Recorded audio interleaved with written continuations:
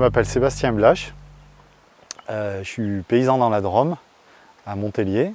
J'ai converti des terres qui étaient en conventionnel directement en agriculture biologique en 2006. C'est une exploitation qui est très diversifiée, puisqu'en fait je travaille autour d'un troupeau de brebis qui fait pilier, on va dire, de l'exploitation.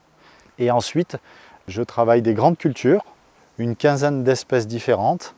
On a un verger également, lui, diversifié, dans lequel on a un petit troupeau de brebis et des poules pondeuses.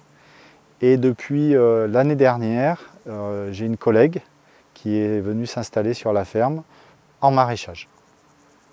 Après, les brebis, elles participent également à la protection du verger par rapport à ses principaux ravageurs. Rapidement, on s'est rendu compte qu'elles faisaient bien plus que ça, les brebis.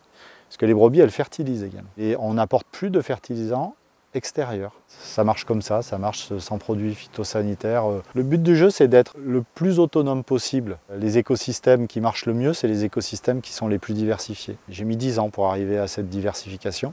Rien n'est foutu. Il faut qu'on soit hyper optimiste dans l'avenir parce qu'en 10 ans, sur la ferme, toutes les espèces ont très fortement progressé. Moi, la biodiversité, ça va me servir pour prendre la décision de ne plus traiter, tout simplement. Donc, c'est énorme, hein.